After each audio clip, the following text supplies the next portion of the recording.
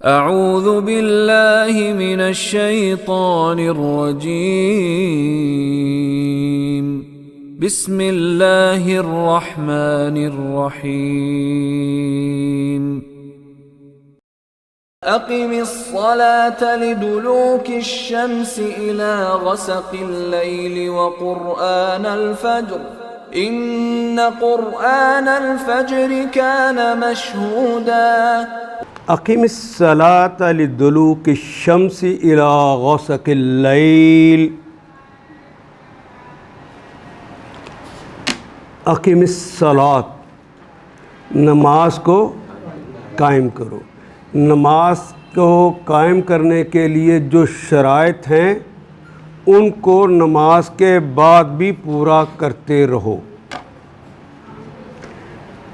نماز میں جو کلمات ادا کرتے ہیں، جو ہدایات ہیں، جو عہد ہیں، جو وعدے ہیں، ان کو مسلسل پورا کرتے رہو اگلی نماز تک۔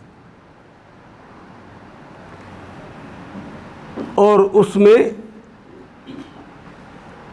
جس طرح اللہ کے حضور نماز کے اندر سجدے میں گر جاتے ہیں، اپنی ناک بھی اور پیشانی بھی رکھ دیتے ہیں، اسی طرح آرا کی دنیا میں جہاں پر آپ کوئی رائے بنا لیں، جہاں کوئی آپ موقف اختیار کر لیں، اللہ کا حکم، اس کے رسول کا حکم آتے ہی سجدے میں گر جائیں اور اپنے موقف سے ہٹ جائیں اور اس موقف کو تسلیم کر لیں جو اللہ نے کہا ہے، تو آپ کی نماز قائم ہوگی۔ اگر اس پر کھڑے رہے ہیں تو نماز ابھی قائم نہیں ہے۔ اگر نماز میں آپ نے پڑھ لیا ہے وَلَا تَفَرَّقُوا، فرقہ فرقہ نہ ہونا، جب اللہ کا حکم آ گیا ہے، آپ کے دماغ میں یہ تھا کہ مجھے بریلوی ہونا چاہیے، مجھے دیوبندی ہونا چاہیے، مجھے اہل حدیث ہونا چاہیے، مجھے شیعہ ہونا چاہیے، اپنے اس دماغ سے پہلے نکالیں گے تو نماز نے قائم ہونا ہے۔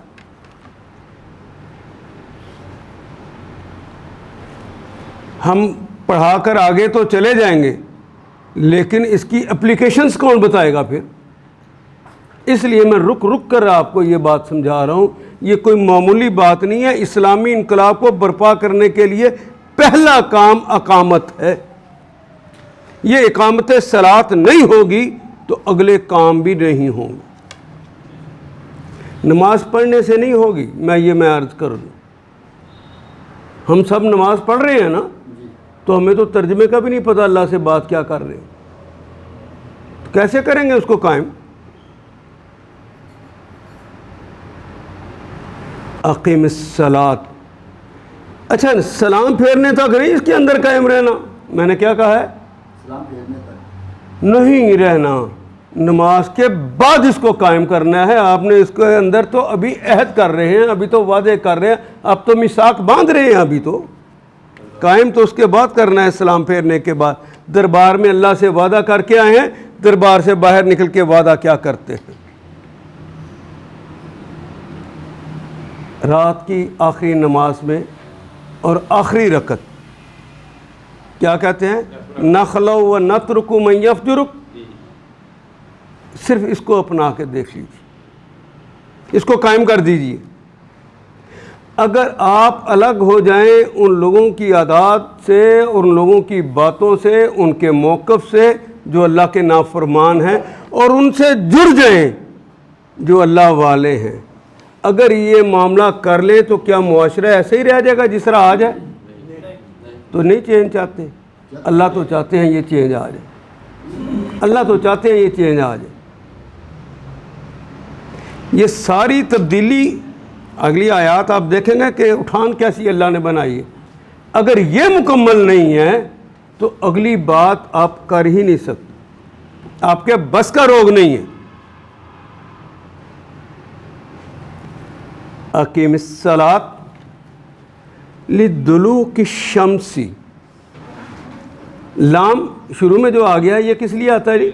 کے لیے، یقیناً کے لیے بھی آتا ہے، لیکن اللہ میاں نے زبانوں کے اندر نیٹ ورک اتنا مضبوط بنایا ہوا ہے، آپ یہاں یقیناً کا ترجمہ کر لیں، کیونکہ یقیناً کا ترجمہ بھی اس کا ہے، تو اردو قبول ہی نہیں کرے گا، جملہ ہی نہیں بنے گا۔ زبانیں بنانا ایک بڑا کام ہے، لیکن زبانوں کے اندر یہ نیٹ ورک قائم کر لینا یہ کوئی اللہ ہی ہے جو یہ کر لے، دوسرا تو کر ہی نہیں سکتا۔ اس لیے اللہ نے کہا میں ہوں وہ اللہ جس نے یہ زبانیں بنائیں۔ جو اللہ اپنے فخر سے کہے تو اس کا کام ہے نا، تو ہم اپنی زبانوں کے حوالے سے فخر کر کے دوسرے کو نیچا کر سکتے ہیں؟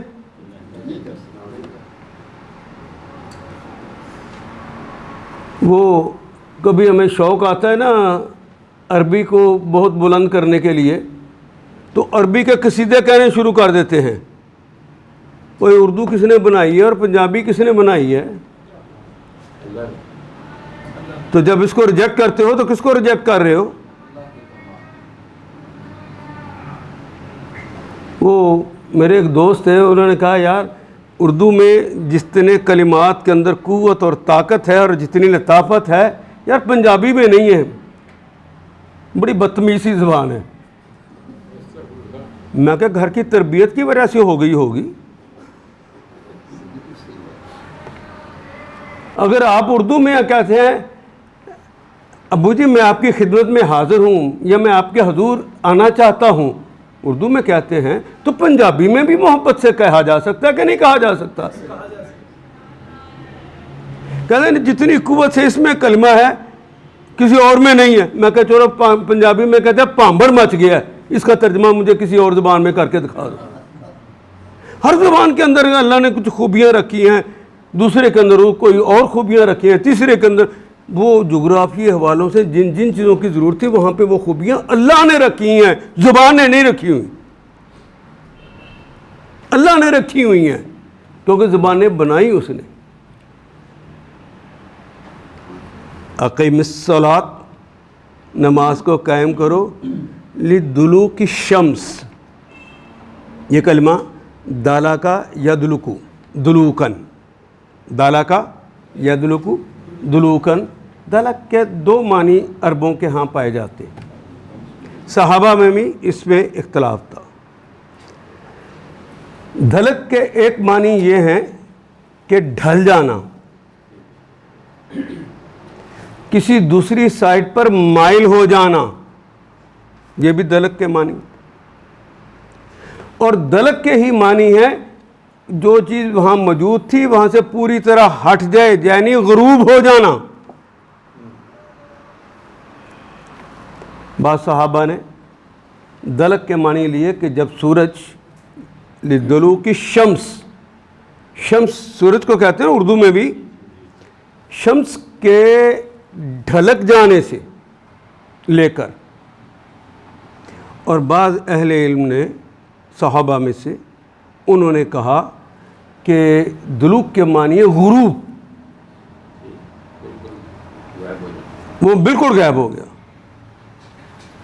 تو جب ہم قرآن حکیم کو پڑھتے ہیں، اس کا انالیسس کرتے ہیں، تو ان صحابہ کی رائے صائب لگتی ہے جنہوں نے کہا کہ دلوک سے مراد ڈھلک جانا ہے، کیونکہ اگر یہ کہا اقیم الصلاۃ لدلوک الشمس تو گویا نمازوں کا آغاز تو سورج کے ڈھلنے سے کرنا ہے۔ تو محمد رسول اللہ کے بارے میں تو آتا ہے کہ انہوں نے حضرت جبریل امین کے ساتھ مل کر جو نماز پڑھی، پہلی اس وقت پڑھی جب نماز سورج پورے عروج پہ تھا، پھر وہ اتنا ڈھلک گیا کہ اس کا سایہ، کسی چیز کا سایہ جو کھڑی ہوتی، اس کا سایہ اگر چھڑی کھڑی ہے تو جوتی کے تسمے برابر بھی ہو گیا، تو آپ نے ظہر کی نماز اس وقت پڑھ لی۔ تو ان کی بات سے حضور کی یہ حدیث بتاتی ہے کہ ان صحابہ کی بات زیادہ قابل قبول ہے جو کہتے ہیں کہ جب سورج زوال پہ آ کے اپنا سایہ بنانا شروع کر دے تو دلوک ہو گیا ہے۔ لدلوک الشمس، سورج کے ڈھلنے سے لے کر الی غسق اللیل، الی کی طرف غسق، غسق کہتے ہیں غاسی کا یکسق، یہ سمع یسمع کا باب ہے۔ غسق کہتے ہیں رات کا سیاہ ہو جانا، گہرا ہو جانا۔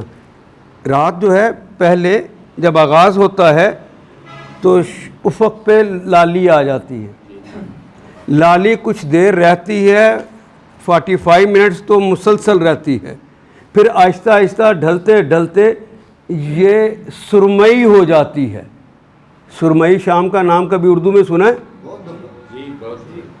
یہ وہ وقت ہو جاتا ہے، محبوب سے ملاقات کا بہترین وقت ہے، اور جس کا محبوب وہ ہے بہترین ملاقات کا وقت ہے۔ یہ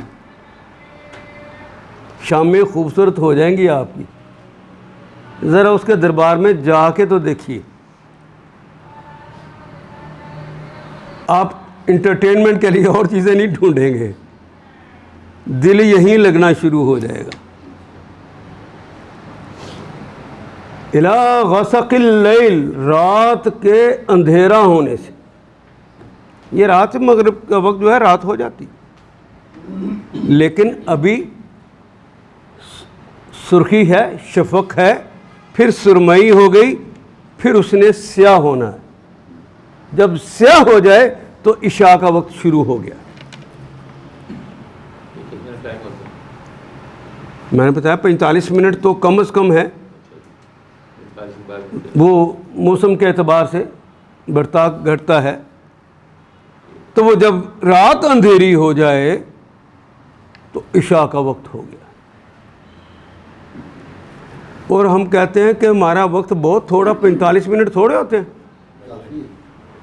تو 45 منٹ میں، گھنٹے میں اگر آپ لوگوں کو تھوڑی دیر ٹھہر جائیں، وہ تحیۃ المسجد پڑھ لیں، وہ سنت رسول اللہ کی جو انہوں نے کبھی نہیں چھوڑی تھی وہ پڑھ لیں، تو کسی کو کوئی اعتراض ہونا چاہیے؟ کہتے ہیں وقت بڑا تھوڑا ہے، ادھر اذان ہوئی ادھر نماز شروع کر دی، اور یہی لوگ پھر رمضان آتا ہے تو فوراً نماز شروع کرتے ہیں، پھر لیٹ کیوں کرتے ہیں؟ پھر کہاں سے وقت آ جاتا ہے؟ پہلے عقائد بناتے ہیں، پھر اسلام کا حلیہ بگاڑتے ہیں۔ عقائد اپنے خود بناتے ہیں۔ ہونا تو چاہیے ایمانیات کی بنیاد پر آپ کے معاملات چلیں۔ ایمانیات تو یہ ہے جو اللہ کہے، جو اس کا رسول کہے۔ تم اہل علم اور اپنے ذہن سے نکلی اختراعوں کو عقیدہ کا نام دے کر تم اس کو بدل دو۔ کچھ وقت دینا چاہیے۔ یہ واحد جگہ ہے، آپ دیکھیں کہ تحیۃ المسجد وہ سنت ہے جو رسول اللہ صلی اللہ علیہ وسلم نے عمر بھر ایک دفعہ بھی نہیں چھوڑی۔ اتنی بڑی سنت ہو، ہم اس کے لیے وقت بھی نہ دیں، ضد ہے،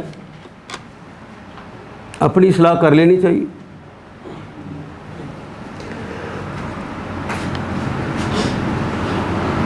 نماز قائم کرو زوال آفتاب سے لے کر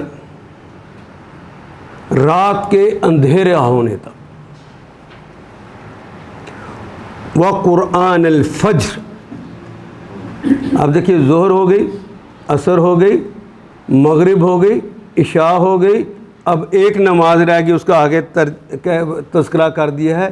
وقرآن، اور قرآن کا الفجری، وہ قرآن جو فجر کے وقت پڑھا جاتا ہے۔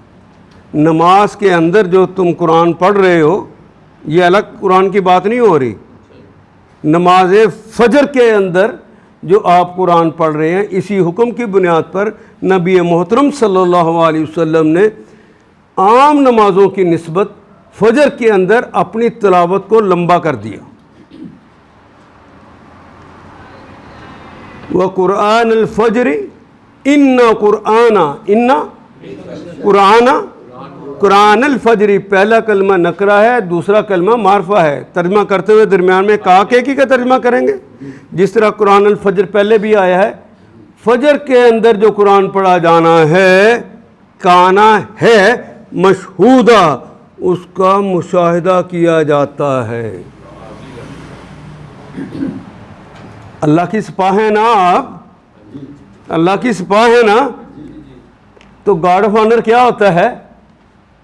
سپریم کمانڈر آ کے معائنہ کرتا ہے کہ میرے بندے کس طرح مجھے سلامی دے رہے ہیں, کیا عہد مجھ سے کر رہے ہیں, کیا وعدے کر رہے ہیں مجھ سے, کیا کیا مجھ سے مانگ رہے ہیں. اللہ کہتے ہیں ہم اس کا خود مشاہدہ کرتے. کوئی میں بات سمجھا سکا جی؟ لیکن آپ کو وہ جو صبح کے وقت نماز میں پڑھا جا رہا ہے اس کا ترجمہ ہی نہ آتا ہو تو عہد ہو جائے گا آپ کا؟ بڑے سوچنے کی ضرورت ہے اس بات پہ کہ میرا بیٹا میری بیٹی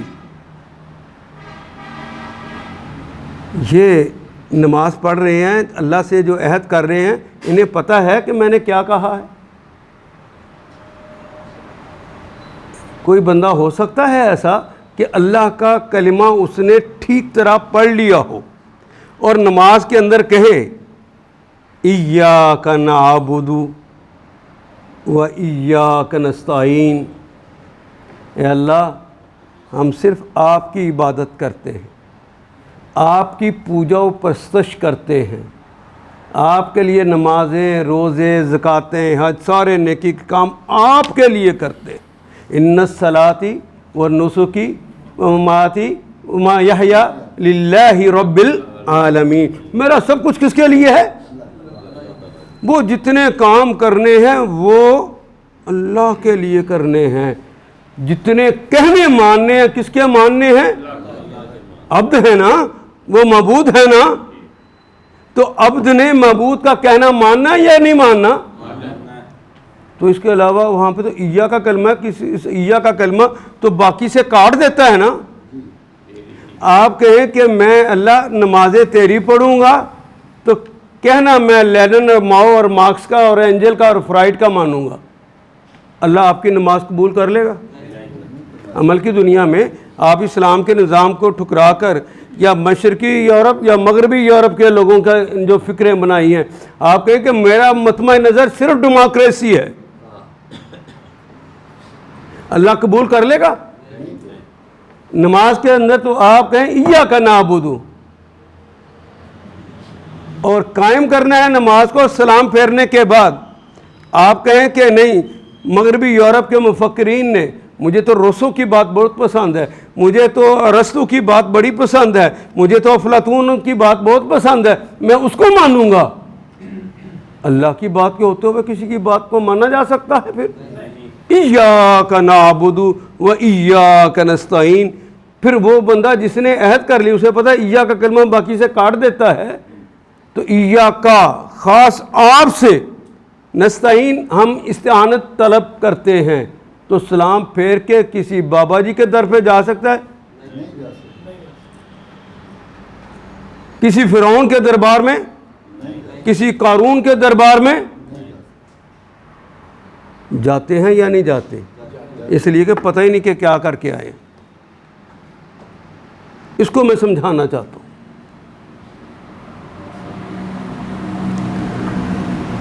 اقیم الصلاۃ لدلوک الشمس الی غسق اللیل.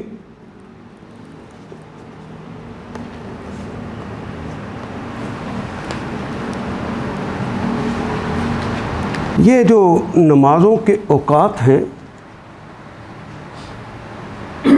نبی محترم صلی اللہ علیہ وسلم, ایک طویل حدیث ہے, اسے حدیث جبریل کہتے ہیں. یہاں تو بتا دیا, لیکن رسول اللہ صلی اللہ علیہ وسلم کو ڈیمانسٹریشن دینے کے لیے اللہ نے بھیجا کہ محمد صلی اللہ علیہ وسلم کے ساتھ جا کے ایک دفعہ نمازیں پڑھو, تاکہ وہ امت کو ویسے ہی بتا دیں, کہیں فلسفوں میں نہ پڑ جائیں.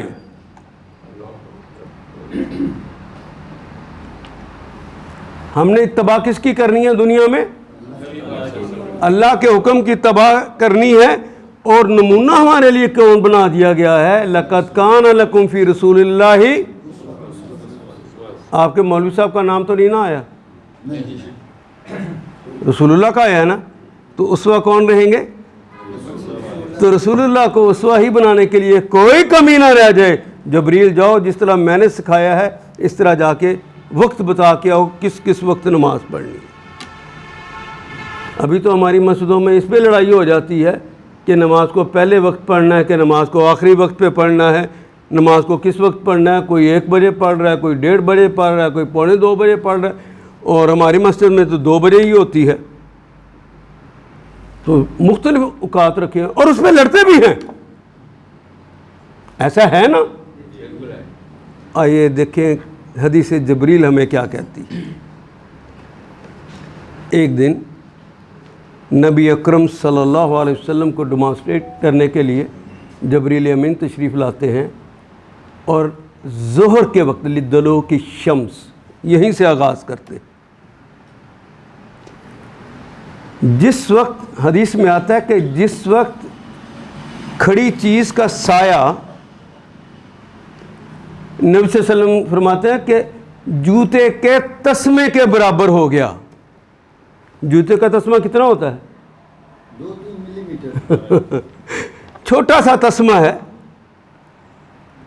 اس تسمے کے برابر ہو گیا۔ تو جبریل امین نے نماز پڑھائی اور محمد رسول اللہ نے ان کی معیت میں نماز کو ادا کیا۔ گویا ظہر کا وقت کس وقت شروع ہوتا ہے؟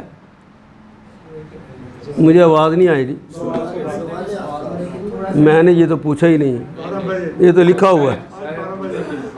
یہ بھی نہیں میں نے پوچھا، میں نے یہ کہا کہ بس اگر آپ نے کسی چیز کو کھڑا کیا ہے، کوئی چھڑی کھڑی کر دی ہے، دوسری سورج سے دوسری سائڈ پر اس کا سایہ بنا ہے، بس اتنا بن جائے جتنا جوتی کا تسمہ ہوتا ہے، یعنی یوں سمجھ لیجیے ایک بالشت کا بھی ہو جائے، زیادہ ہو گیا، ایک بالشت کا بھی ہو جائے تو ظہر کی نماز کا وقت ہو گیا۔ 7-8 منٹ لگتے ہیں ظہر کی نماز کا سایہ میں 7-8 سے 10 منٹ کے درمیان ہے سایہ جو۔ اور اگر جب عصر کا وقت ہوا، جب عصر کا وقت ہوا تو نبی اکرم صلی اللہ علیہ وسلم فرماتے ہیں کہ جب اس وقت جبریل امین نے میرے ساتھ نماز پڑھائی، جس وقت جتنا وہ جسم کھڑا ہے، جتنی وہ چھڑی کھڑی ہے جس کو ہم نے دیکھنا، جتنا اس کا اپنا قد تھا، اس کے قد کے برابر اگر سایہ ہو گیا ہے تو اس وقت آپ کو نماز عصر پڑھا دی گئی۔ گویا نماز عصر کا ٹائم اللہ کے اعتبار سے شروع ہو گیا ہے۔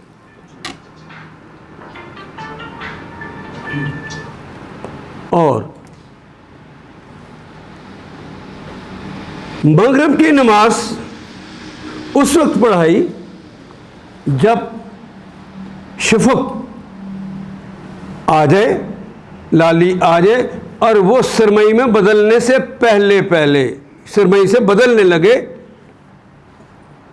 شفق جو ہے پہلے سرخ ہے، پھر وہ سرمئی میں بدلنے لگے، جس وقت لوگ وہاں حضور کی جو کلمات ہیں، جس وقت لوگ روزہ کھولتے ہیں، پھر اس وقت مجھے نماز پڑھائی۔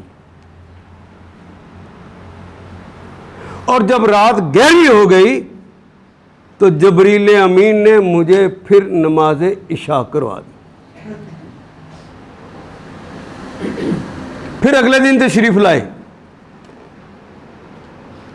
تو ظہر کی نماز اس وقت پڑھائی جس وقت چھڑی کا سایہ اس کے اپنے قد کے برابر ہو گیا۔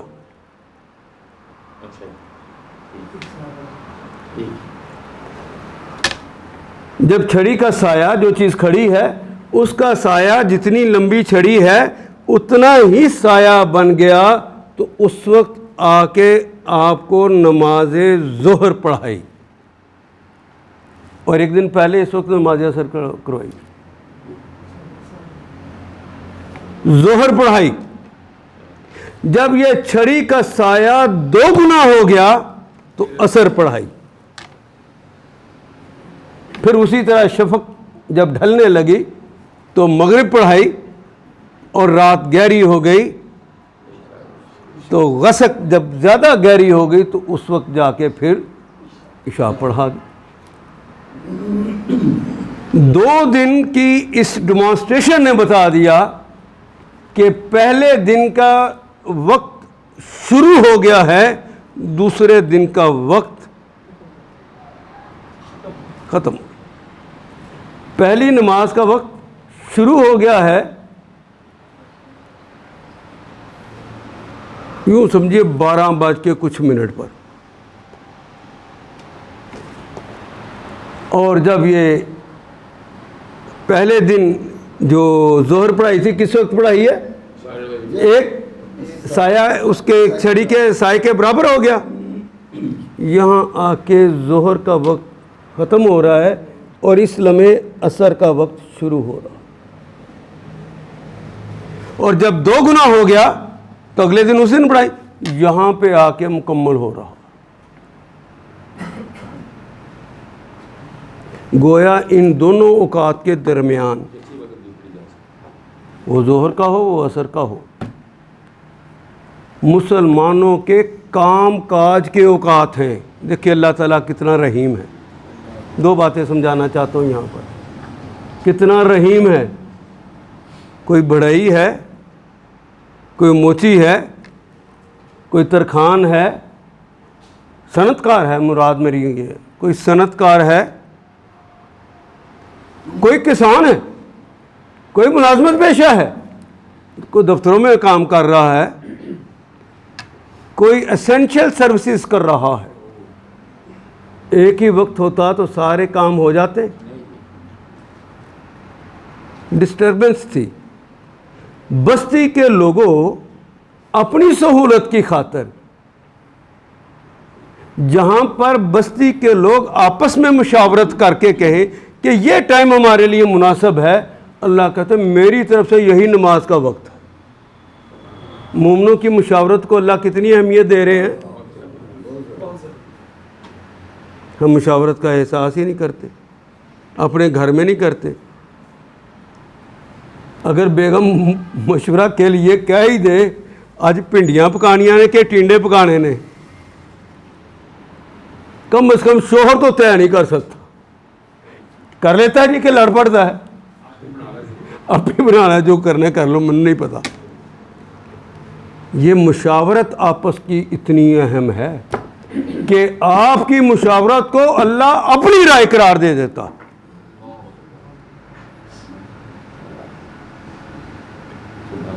اور کسی کی رائے کو پھینکا جا سکتا ہے. میں پی ایچ ڈی ہوں, یہ تو میٹرک بھی نہیں ہے. کسی کی رائے کو پھینکا جا سکتا ہے.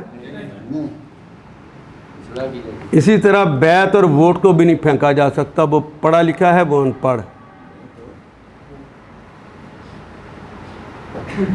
ووٹ کو بھی نہیں روکا جا سکتا. وہ پڑھا لکھا ہے, وہ نہیں پڑھا لکھا. شعور اس کو اللہ نے دیا ہے, قرآن حکیم نے اسے شعور دیا ہے. قرآن کا نام فرقان ہے, فرق کر دیتا ہے حق اور باطل میں.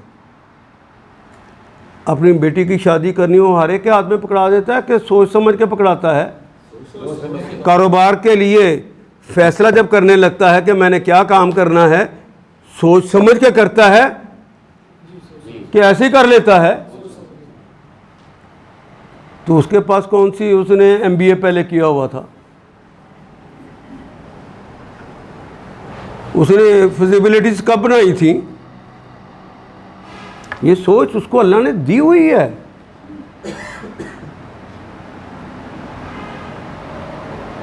تو مشاورت کا ہم تو گھر کے اندر عورتوں کے دماغ ہی نہیں ہوں, یہی کہتے ہیں. اور بھی کچھ کہتے نہیں, مشاورت میں برابر ہے. مشاورت ان سے لینی ہے, اور گھر کے معاملات جن کے حوالے کر رہے ہو انہی سے مشاورت نہیں. کسی وقت چھوٹا بیٹا بھی عقل کی بات کہہ لیتا ہے یا نہیں کہہ لیتا, تو مشاورت میں شامل ہونا چاہیے کہ نہیں. عمر کا آپ کو نہیں سمجھ آتی. عمر بن عبدالعزیز امیر المومنین ہو گئے. تہنیت کے لیے، مبارکباد دینے کے لیے مختلف وفود آ رہے ہیں. ہر وفد کا سربراہ اپنے وفد کے نام پر گفتگو کرتا ہے. تو ایک قبیلہ آیا، اس کے سربراہی کر رہا تھا ایک 10 سال کا بچہ.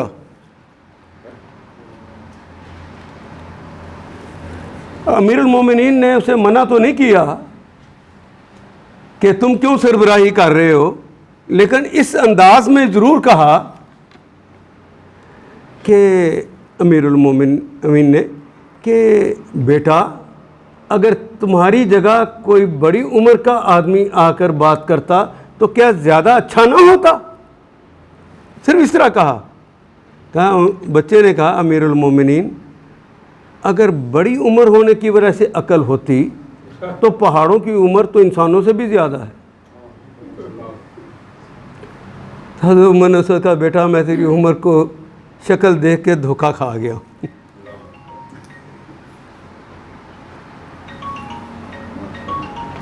کوئی بات سمجھا سکا کہ نہیں جی؟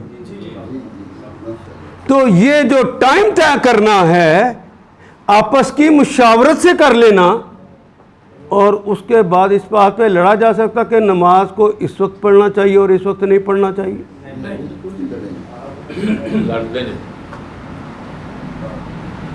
اگلی بات، میں نے یہ جو تمثیل آپ کے سامنے رکھی ہے، پہلی نماز کا وقت اس وقت تک رہتا ہے جب تک اگلی نماز کا وقت شروع نہ ہو جائے.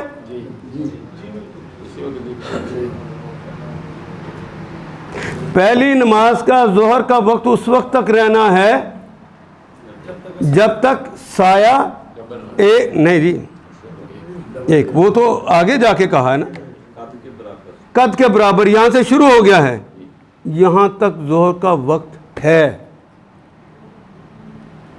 اسے قضا کر کے نہ پڑھے، یہ ان ٹائم ہے، اسے قضا مت کہیے. حتیٰ کہ نبی محترم فرماتے ہیں کہ اگر کسی نے، کیونکہ اس وقت گھڑیاں تو نہیں تھی نا، اگر کسی نے اللہ اکبر کہہ دیا اور اگلی نماز کا وقت آ گیا، اس کی نماز ادا ہے، قضا نہیں ہے. اور رحیم تو ہاتھ کھول لے سینے سے لگانے کے لیے تیار ہے.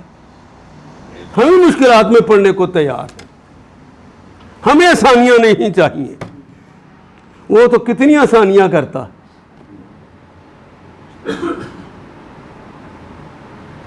ہاں کہا ہے کہ مومنو، نماز جو پڑھنی ہے وہ قائم کرنے کے لیے پڑھنی ہے تو منظم ہو کے پڑھنی ہے کہ الگ الگ؟ مرد ہے تو مسجد میں، عورت ہے تو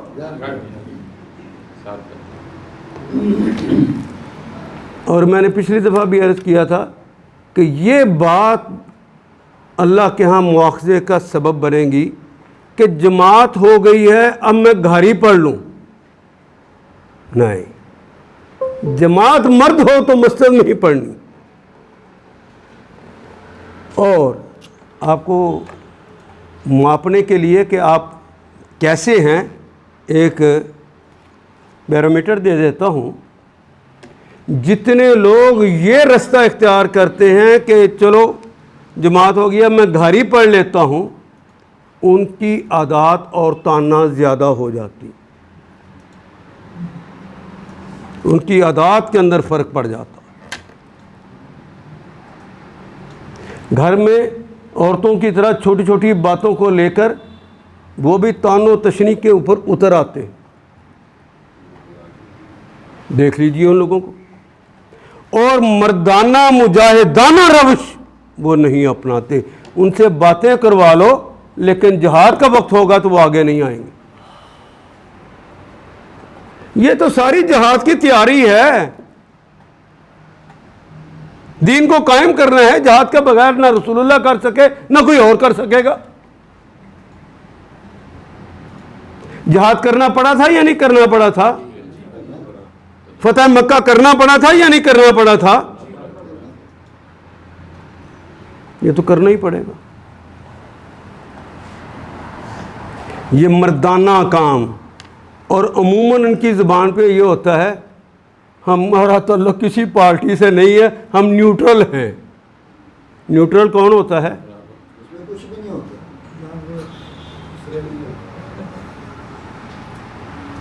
بس میں انہوں نے ڈیش لگا دی ہے. جس کی یہ عادت ہے سمجھ لیں کہ وہ وہی ہے. مرد بنو مرد.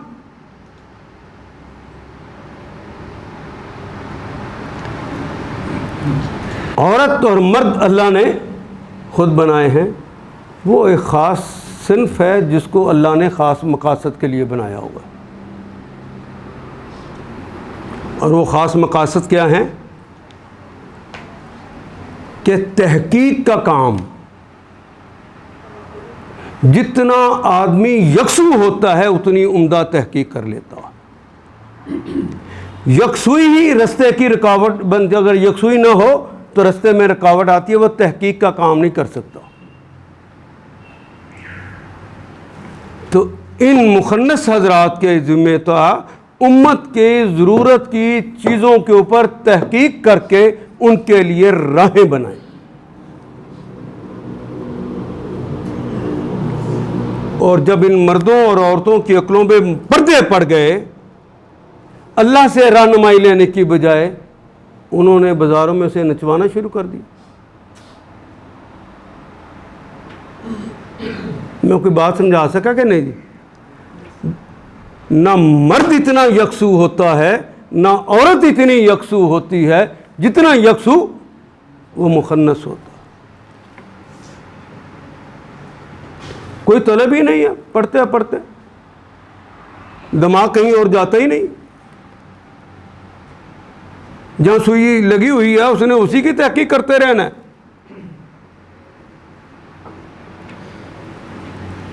وہ ایک موجودہ بچوں کے لیے فائدے کی بات, آپ کے لیے بھی فائدے کی بات. عموماً ہم نے یورپ سے پڑھا ہوتا ہے اس کی تحقیق کے مطابق کہ بچے کو یکسوئی چاہیے, اس لیے اسے پڑھنے کے لیے الگ جگہ دے دو. ہم اسے الگ کمرہ دے دیتے ہیں. جب وہ الگ کمرے میں بیٹھ کے پڑھنے لگتا ہے, تھوڑی ہی دیر کے بعد وہ جو ٹی وی پہ دیکھی تھی نا خوبصورت سی اداکارہ, اس کی آواز کی کھنک اس کے کانوں میں آتی. اب وہ پڑھ رہا ہے, ماں سمجھ رہی ہے پڑھ رہا ہے. اسی طرح بیٹی بھی, وہ کلاس فیلو جو سجیلا ہے, خوبصورت ہے, اچھا ہے, اس کے دماغ میں ہے, اس کی فوٹو الفاظ جو ہیں اس کی فوٹو کا روپ دھار لیا, وہ آگے چل ہی نہیں سکتی. یہ عمر کی وجہ سے ہوتا ہے. آپ بھی اس عمر سے گزر کے آئے ہیں, آپ کا بھی مشاہدہ ہے. اس لیے کبھی اولاد کو تنہائی میں بیٹھ کے پڑھنے نہ دیں.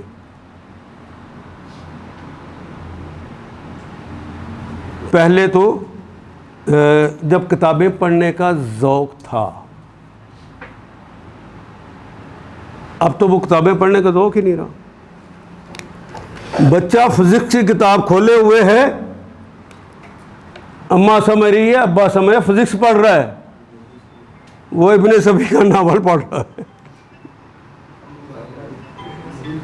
وہ رضیہ بٹ کے ناول پڑھ رہا ہے. اور جو ہی کوئی کمرے میں داخل ہوا اس ناول کو نیچے کیا, پھر فزکس کی کتاب اوپر آ گئی. میں کوئی بات سمجھا بھی سکا ہوں کہ نہیں؟ اپنے گھروں میں ٹین ایجر بچوں کو کبھی بھی, جن کے جذبات کے اندر انقلاب ہوتا ہے, ان بچوں کو تنہا بیٹھ کر موقع مت دیں. یہ آپ کے سامنے رہیں, آپ وہاں سے گزرتے رہیں, آتے جاتے رہیں, ان کو اپنی بہن بھی نظر آتی رہے, اپنا بھائی بھی نظر آتا رہے, اپنا ابو بھی نظر آتا رہے, اپنی امی بھی نظر آتی رہے. عزت وقار کے سارے معاملات ان کے سامنے رہنے چاہیے. آج میں کسی کی بہن کو اپنے خوابوں میں دیکھوں گا، اپنے خیالوں میں دیکھوں گا، کوئی میری بہن کو بھی دیکھے گا، غیرت پیدا ہو جائے گی۔ لیکن یہ سامنے نہیں ہوں گی، غیرتیں مر جاتی، لذت غیرت کو مار دیتی، لذت غیرت کو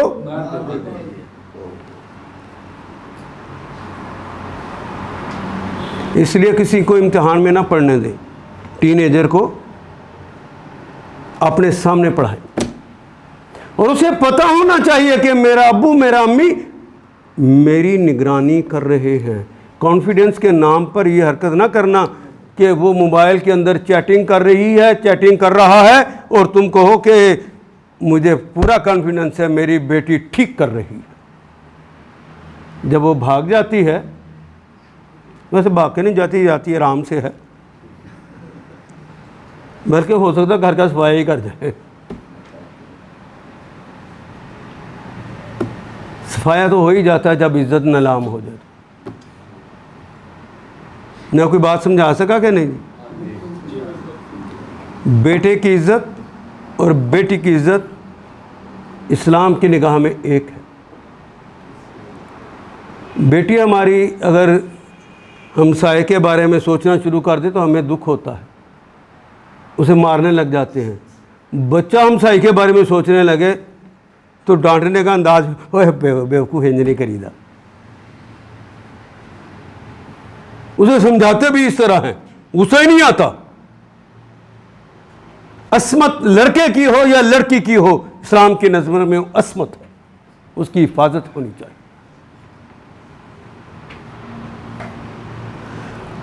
اقیم الصلاۃ، یہ سارا دن نماز کی حالت میں نہیں،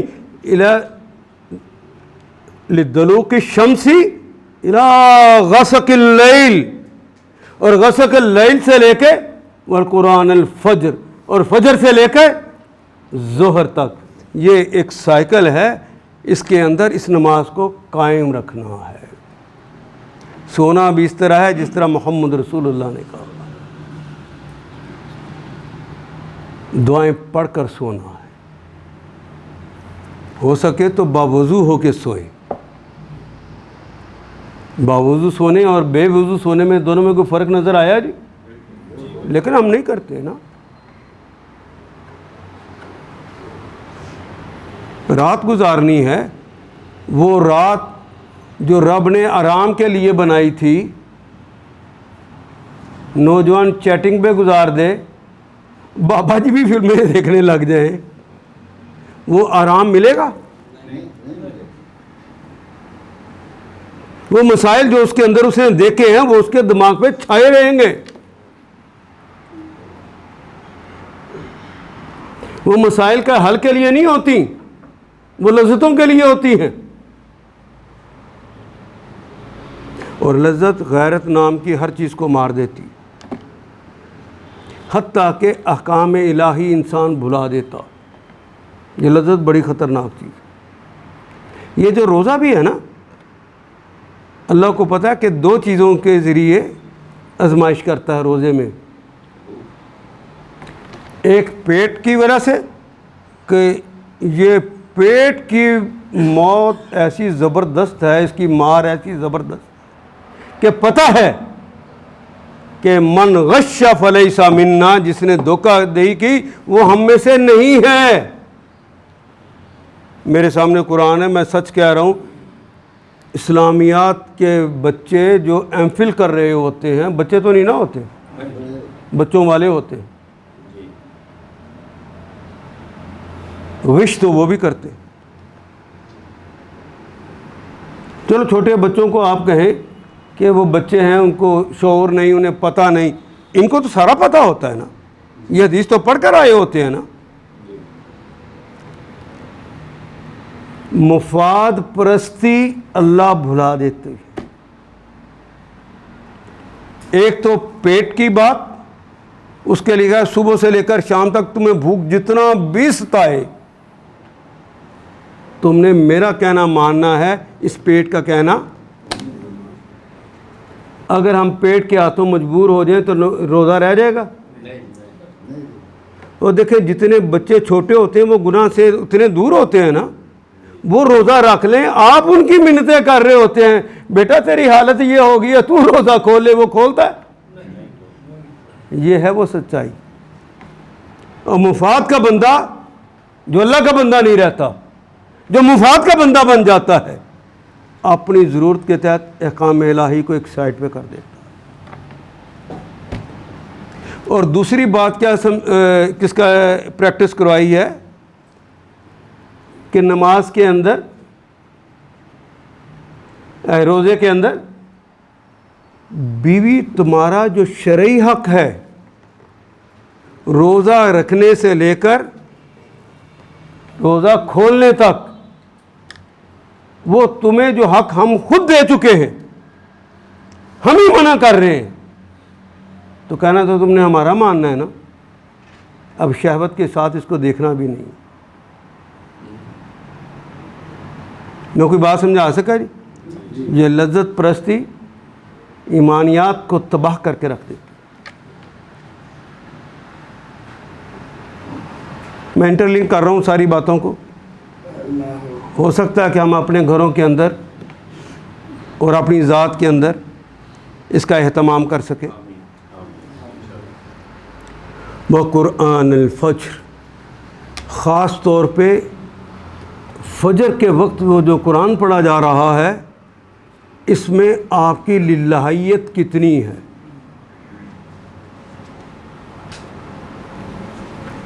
اگر آخرت کے سخت وعیدوں کی بات ہو رہی ہے تو تمہارے جسموں میں کوئی ارتعاش ہو رہا ہے، ہم اس کا مشاہدہ کر رہے ہیں۔ میری محبت کی باتیں ہو رہی ہیں تو تمہارا دل بلیوں اچھل اچھل کے میری محبت کے لیے تڑپ رہا ہے، ہم مشاہدہ کر رہے ہیں۔ تم نے عہد باندھا ہے تو تم نے صرف پڑھا ہے یا اس کے اوپر فیصلہ بھی کر لیا کہ آئندہ میں ایسا کروں گا؟ ہم مشاہدہ کر رہے ہیں۔ مشاہدے تو ساری نمازوں کے ہوتے ہیں، لیکن صبح کے وقت پوری یکسوئی ہے، اس وقت تمہارے مشاہدے کو ہم دیکھتے ہیں۔ کام سے تم نکلے ہو، کسان ہو، تم صنعت کار ہو، تم اپنے باس کی گالیاں شالیاں سن کے دفتر سے ظہر کی نماز پڑھنے لگ گئے ہو، اس وقت کئی کیفیات ہو سکتی ہیں، ہم اس وقت تمہیں چھوڑیں گے، لیکن یہ فجر کے وقت تو ہم ضرور دیکھیں گے۔ تو پھر اس کا خاص اہتمام کرنا چاہیے کہ نہیں؟ اور مولوی صاحب تھوڑی سی لمبی کوئی آیات کیا پڑھ لیں، نماز میں بھی کبھی اس کو طرف دیکھ رہے ہوتے، کبھی اپنی گھڑی کی طرف دیکھ رہے ہوتے۔ مولوی صاحب نے آج لگتا ہے تراویح پڑھا کے چھڑنی ہے، یہی جملہ ہوتا ہے جی۔ دل کیوں نہیں لگا؟ اس بات کی سمجھ ہی نہیں ہے کہ وہ کیا پڑھ رہے ہیں اور ہم کیا سن رہے ہیں۔ پہلی بات، مفاد پرستی اور لذت پرستی میں کتنے ڈوبے ہوئے ہو، ہم اس کو تولتے ہیں۔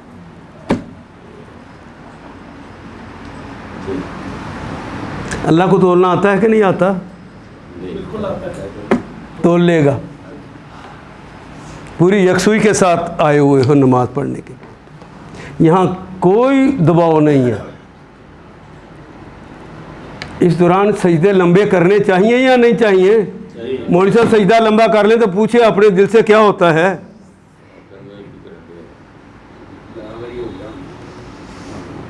سوچے سوچے سوچے۔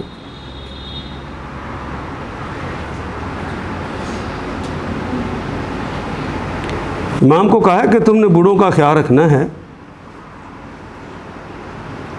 تو میں نے دیکھا کہ بوڑھے تو سجدے میں دیر لگا دیتے ہیں، بلکہ ان سے ہلا بھی کم جاتا ہے۔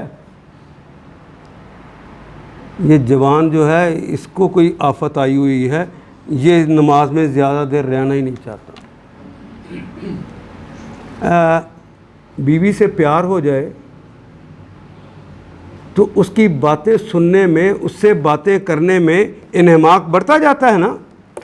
مجھے آواز نہیں آئی جی آپ کی، غلط کہہ رہا ہوں؟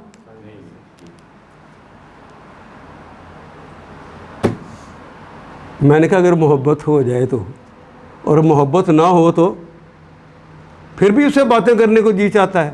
دوسرے کمرے میں بھی بیٹھتے ہیں. سوچئے ذرا، میں آپ کو عملی باتیں بتا رہا ہوں. کھانا رکھ دو،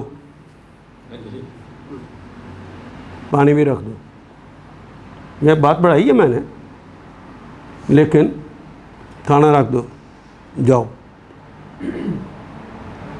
یہ بیوی ہیپی ہے تو نہیں ہے نا؟ کیوں تیرا رویہ یہ ہوا؟ محبت میں کہیں کمی ہے؟ یہ تو محبت کے لیے دی گئی تھی. حکم اللہ کا توڑ چکے ہو. کیسی نماز، کیسا روزہ، کیسی زکوٰۃ، اس کے لیے تو تیار کیا تھا. تو اسی سے میں یہ بات سمجھانا چاہتا ہوں، اگر اللہ سے پیار ہو جائے تو اس سے باتیں کرنے کو زیادہ جی چاہتا ہے کہ کم.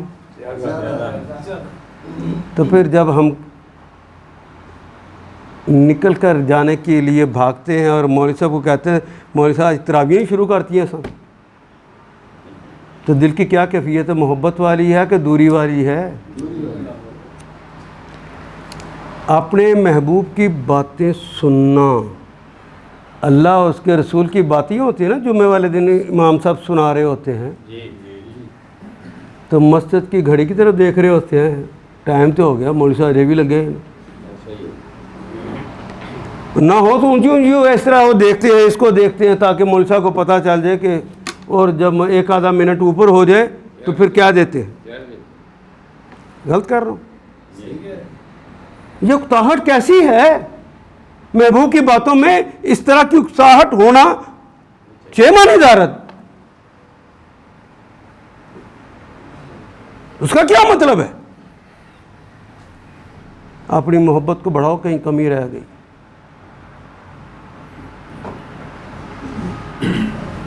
میں کوئی بات سمجھا سکا؟ اور یہ جو نوافل گھر میں پڑھنے کے لیے کہا ہے نا، وہ کہا ہی اس لیے ہے کہ جب تم اللہ سے باتیں کر رہے ہوتے ہو تمہارے چہرے کے تاثرات بدل رہے ہوتے. یہ مسجد میں کرو گے تو اس کے مختلف معنی بن جائیں گے. تم گھر میں تنہائیوں میں کرو، کبھی سجدے میں پڑے ہی رہ گئے ہیں، مسجد میں کرو گے کئی باتیں بنیں گی. گھر میں اکیلے اس کے مزے لوٹ لو وہ مزے.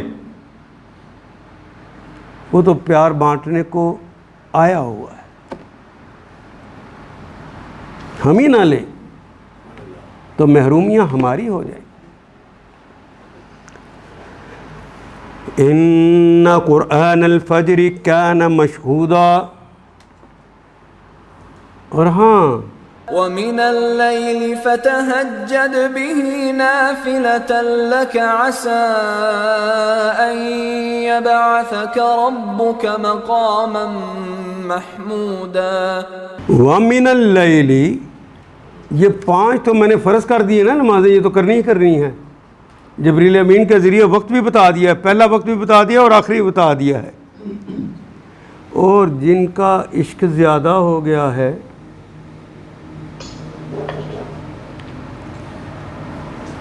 جن کا، مجھے آواز نہیں آئی تھی، اس سے لو لگ گئی ہے، نہیں نا چین آتا، پھر رات کو تہجد کے لیے میرے پاس آ جاؤ. وہ من سے اللیلی، من کا مطلب سے بھی ہے، من کا مطلب میں بھی ہے. رات میں، اللیل رات میں، فتہجد. تمہیں نیند بڑی پیاری ہوتی ہے نا؟ نیند پیاری ہے کہ میں؟ یہ سوال تھوڑا سا مشکل ہو گیا. تو پھر اس پیاری نیند کو توڑ کر، جو نیند کو توڑ کر نماز پڑھی جاتی ہے اسے تہجد کہتے ہیں. فتہجد بہی، اس کے ساتھ. کس کے ساتھ؟ قرآن کے ساتھ تہجد پڑھو. قرآن جو ہے وہ گفتگو کا نام ہے، وہ راز و نیاز ہے، وہ عہد و پیمان ہے. تو پھر مجھ سے باتیں کرو، لمبی باتیں کرو تہجد کے اندر. گننے نہ شروع کرو کتنے نفل ہو گئے ہیں. ایک ہی رکعت کے اندر جتنی باتیں کر سکتے ہو وہ کر ڈالو. تم 2 ہی پڑھے ہوں گے، تم نے 4 ہی پڑھے ہوں گے، ممکن ہے، ممکن میں 8 والوں سے بھی زیادہ تمہیں پیار کروں گی. اس انداز سے میں تو پڑھو. گنتی پوری نہیں کرنی، محبت کی منزلیں طے کرنی ہیں.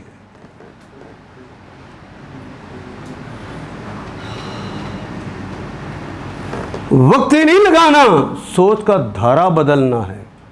یہ غور و فکر کا وقت ہے، نگاہ کا زاویہ بدلنا ہے. رشتوں کے حوالے سے وہ رشتہ اللہ کے ساتھ ہے، وہ رشتہ ابو کے ساتھ ہے، بیوی کے ساتھ ہے، امی کے ساتھ ہے، بہن کے ساتھ ہے، ہمسائے کے ساتھ ہے، حکمران کے ساتھ ہے، رعیت کے ساتھ ہے. سوچنا اس بارے میں. کیا یہ تعلق اس طرح میں بنا چکا؟ آج کا پورا دن رات تہجد ہے نا، عشاء بھی پڑھ لی ہوئی ہے. کیا رب سے وہ تعلق رہا؟ کیا بیوی سے وہ تعلق رہا؟ بچوں سے وہ تعلق رہا؟ ان کی میں نے نگرانی کر لی، ان کی نگہبانی کر لی، ان کی میں نے تربیت کر لی، ان کی سوچ کو ٹھیک کر لیا؟ غور فکر تو کرو نا اس پر. تہجد تو اس لیے ہے اپنی عزیز ترین نیند. رات ہم نے تمہاری اس آرام کے لیے بنائی ہے، نیند آرام دیتی ہے. اور دن کے وقت جتنا مرضی سو لے، دن کو وہ سکون، جسم کو وہ سکون ملتا ہے؟ یہ رات ہے، اس کے اندر تم ہماری محبت میں اٹھو. محبت ہو جائے تو اٹھنا آسان ہوتا ہے، نہ ہو تو سمجھ لیجئے محبت میں کہیں کمی ہے. پیرامیٹرز آج دے رہا ہوں تو اس کو آپ استعمال کریں. وَمِنَ اللَّيْلِ فَتَهَجَّدْ بِهِ نَافِلَةً، بطور نفل. 2 زبریں آ گئی ہیں نا آخر پہ، تو 2 بطور نفل. نفل کہتے ہیں زائدہ نسل. یہ جو اصل میں پیچھے 5 نمازیں کہی ہیں، ان سے زائد پھر یہ نوافل ادا کرو، بطور نفل ان کو پڑھو. لکا، آپ کے لیے. بعض اہل علم نے کہا کہ تہجد یہاں اس کے معنی یہ ہیں کہ جو لکا کا کلمہ آیا ہے رسول اللہ کو خطاب کر کے کہا ہے، اس سے مراد یہ ہے کہ یہ 5 نمازیں تو سارے مسلمانوں پہ فرض ہیں، اور یہ تہجد زیادہ تمہارے لیے فرض ہے. میں کوئی بات سمجھا سکا جی؟ تو جو میں نے اسلامی لٹریچر میں آج تک پڑھا ہے وہ یہ، جو اقامت دین کی بات کرنا چاہتا ہے، اگر وہ کہے میں تہجد نہ پڑھوں اور میں اپنے لوگوں کو اکٹھا کر کے اللہ کی بات ان تک پہنچا دوں گا، اس سے بڑا کوئی جھوٹ ہی نہیں، ممکن ہی نہیں. اس کو رات اٹھ کر اپنی بے بسیوں کا اظہار اس کے حضور کرنا ہے کہ مجھے تو بولنا نہیں آتا، مجھے تو سمجھانا نہیں آتا. لوگوں کے دل تو اللہ آپ کی 2 انگلیوں کے درمیان ہے نا، ساری قدرتیں تو آپ رکھتے ہیں نا. میں تو اپنی استطاعت کے مطابق چند جملے کہوں گا، لوگوں کے دلوں کو بدل دینا. یہ تہجد کے وقت اس سے مانگو. مائیں پوچھتی ہیں کہ میرا بچہ نافرمان ہے، کوئی وظیفہ بتا دو. تو بھری مجلس میں وظیفہ بتا رہا ہوں، رات کو کسی وقت اٹھ کر 2 نفل پڑھ لو اور رب کے حضور یہ باپ بیٹا جو بھی ہے، میں سب کے لیے بات کر رہا ہوں، 2 رکعت پڑھ لو حاجت کے اور رب سے کہو کہ رب کائنات میں مجرم ہوں، میں مجرمہ ہوں، مجھے پتہ ہے اس بچے کی تربیت مجھ پر فرض تھی، جوانی میں اپنے کاموں میں مصروف رہا، مصروف رہی، مجھے مفاد اور مادے کو اکٹھا کرنے کی فکر لاحق ہو گئی تھی، میں اپنے مستقبل کو بنانے کے چکر میں پڑ گیا تھا، میں بچے کو ٹائم نہیں دے سکا، غلطی تو میری ہے، بچپن میں اس کی تربیت کرنی چاہیے تھی، میں نے نہیں کی، رب مجھے معاف کر دے، پہلے میری غلطی، اور وہ میرا بچہ، وہ میری بچی جو نافرمان ہو گئی ہے، اللہ تیری قدرت سے باہر تو نہیں ہے نا، اپنی قوتوں سے اسے اپنا مطیع اور فرما بردار کر دے۔ وہ تو اس لیے نافرمان ہوئے کہ میں نے ان کی تربیت نہیں کی، قصور تو میرا نکلا نا، تو میں تو آپ کا حضور معافیا مانگ رہا ہوں، مانگ رہی ہوں۔ یہ سچے دل سے کبھی توبہ کر کے دیکھو، اس سے دعائیں مانگ کے دیکھو، دیکھیے کیسے بدلتا ہے۔ اور ہو سکے تو یوں کر گزریے کہ جس وقت آپ تشہد پڑھ لیں، اب دعاؤں کا وقت شروع ہو گیا ہے، اردو میں، پنجابی میں جس طرح کسی کو اپنے دکھ سنائے جاتے ہیں، اپنوں کو دکھ سنائے جاتے ہیں نا اپنے، بیٹے نے یہ کر دیا ہے، بیٹی نے یہ کر دیا ہے، پھر وہ جو مسیحا ہوتا ہے، جو آپ کی بات کو سلجھا سکتا ہے، اس سے منتیں کرتے ہیں، تو اس کو ٹھیک کر دے، تیری بڑی مہربانی، کرتے ہیں نا، اسی انداز میں اللہ سے باتیں کر لیجیے۔ میں قسم کھا کے کہتا ہوں اردو پنجابی اس کو آتی ہے، اردو پنجابی میں ان سے باتیں کریں، اس نے کہیں شرط نہیں لگائی کہ دعائیں مانگنے کے لیے تم نے میرے ساتھ عربی میں بات کرنی۔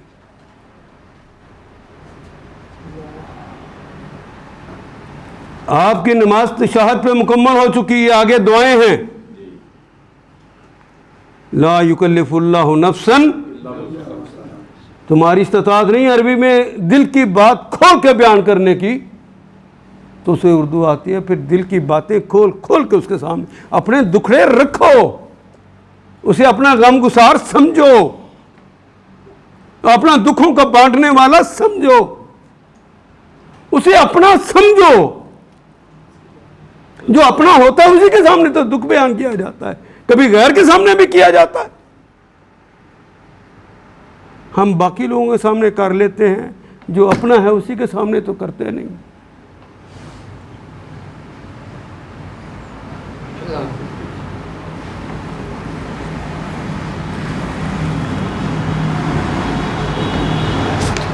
جب میں پڑھانے لگتا ہوں تو یہ جو سوئی ہے یہ مجھے بہت تنگ کرتی ہے، اس پہ پردہ ڈال دیں۔ پردہ ڈال، میں نے اگلی کلاس پڑھانی ہوتی ہے۔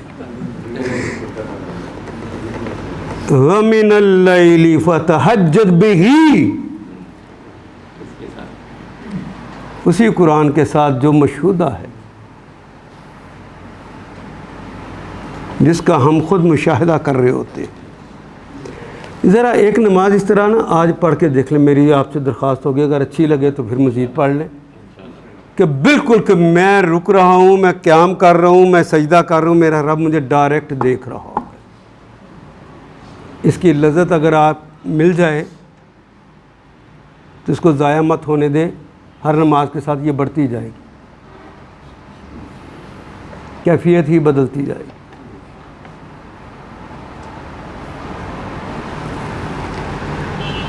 وَمِنَ اللَّيْلِ فَتَهَجَّدْ بِهِ نَافِلَةً لَكَ، عسا ممکن ہے، ان کہ یبعثا کا، یہ فعل مضارع کی علامت، اور مبعوث کرنا تو اردو میں بھی کہتے ہیں نا، اللہ نے حضور صلی اللہ علیہ وسلم کو مبعوث فرمایا، کسی مقام پہ کھڑا کر دیا۔ وہ یب ایسا کا تمہیں معبوس بنا دے، تمہیں کھڑا کر دے، ربو کا، کوئی اور نہیں کر سکتا۔ سفارش کے پیچھے مت بھاگیے، سب سے بڑی سفارش کون کر سکتا ہے؟ جائیے اس کے پاس۔ دنیا کے لوگ سفارش کرنے کے لیے آپ کو ذلیل نہ کریں، انہیں چین نہیں آتا، اور وہ آپ کو سکون نہ دے لے، آپ کو عزت پر نہ بڑھا لے، اس کو بھی چین نہیں آتا۔ تو پھر کس کے پاس جانا چاہیے؟